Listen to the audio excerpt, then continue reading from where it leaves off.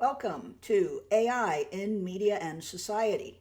This is our first lecture in week 2, and we're going to begin with a personal story about a meeting at Google headquarters in California. And this took place in 2014. And one of these 3 people probably wasn't in the room, Kurzweil, although he works at Google. It's a meeting of a bunch of Google engineers who work in artificial intelligence. They've invited Douglas Hofstadter to come and speak to them. And Hofstadter has invited his former student, Melanie Mitchell, to come along. She's the author of our book. So Mitchell begins her book with a description of Hofstadter's talk that day in the meeting at Google. We're going to hear about some of these ideas again and again as we progress through the book. So Douglas Hofstadter is a polymath. That's a person with encyclopedic knowledge about a lot of different subjects. For him, in his case, it's physics, mathematics, music, language translation, many human languages, as well as artificial intelligence. He's written a lot about consciousness and creativity, right? Things we usually associate with human beings. For many people, these are exactly the things that make us distinct, us humans, make us distinct from machines. So while this course is about AI and not about human consciousness, you're going to see that comparisons between the capabilities of human beings and AI are impossible to avoid. We're going to be seeing those comparisons again and again.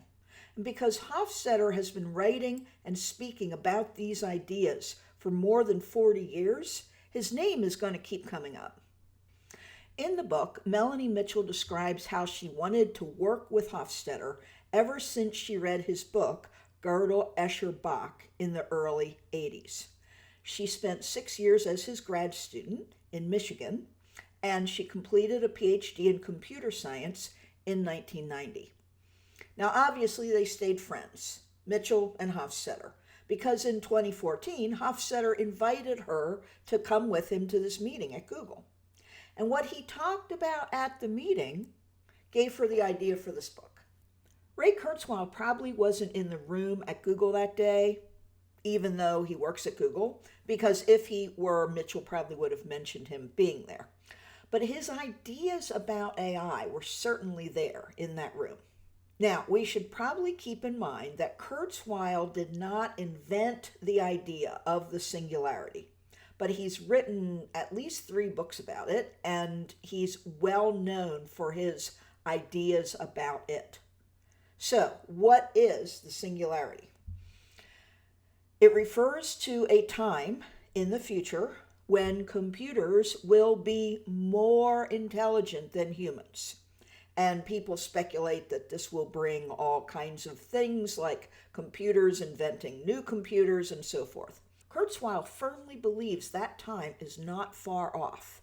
He says 2045 is when it's going to happen. Now, the singularity can also refer to the idea that intelligent machines will replace humans, which is the premise for many movies, right? Such as The Matrix and Terminator, and probably a lot of more recent ones that I haven't seen, right? What would it mean for computers to be more intelligent than humans? This is not a main focus of this course, but we will be seeing claims throughout the course about intelligence, learning, thinking, knowledge, and understanding. We're going to be seeing claims that AI can perform these tasks, can do these things. Now, these are all things that humans do without even trying, right? We will be thinking in this course about what AI actually can do, as well as what it cannot do. Maybe we should say what it cannot yet do. Perhaps more important, we'll be thinking about how people write and talk about AI and what these words mean when we say a machine has them or can do them. So the singularity refers to computers becoming superior to human beings. But these three terms usually refer to something a little less than that, a little less severe.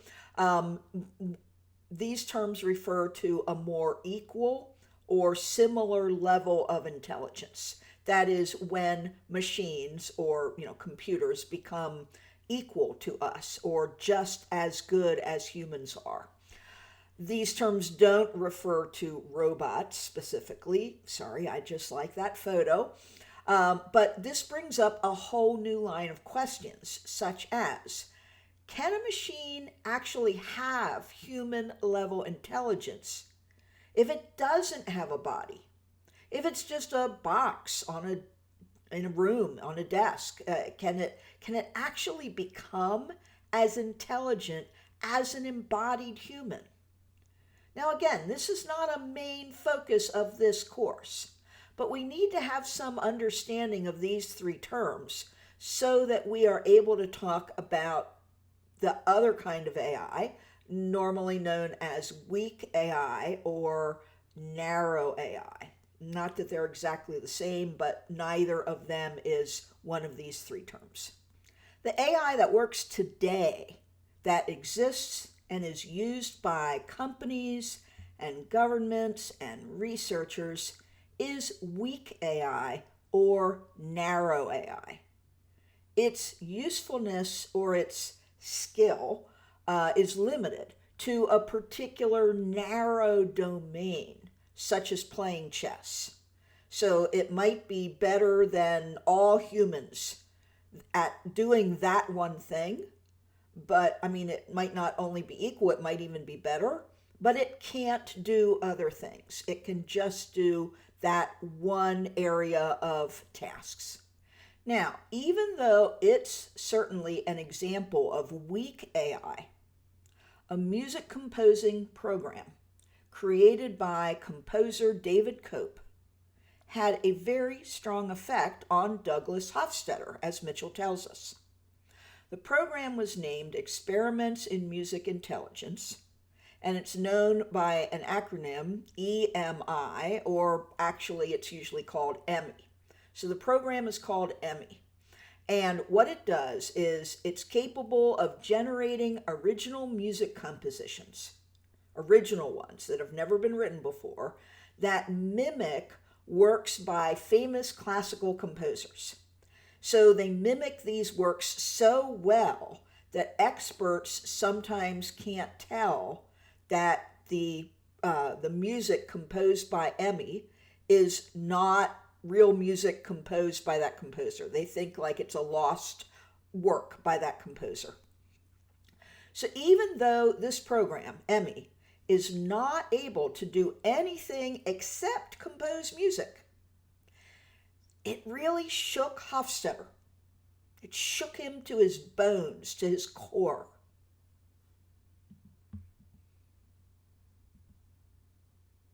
So Mitchell tells us that this is what Hofstadter said during the meeting with Google. He said EMI terrified him.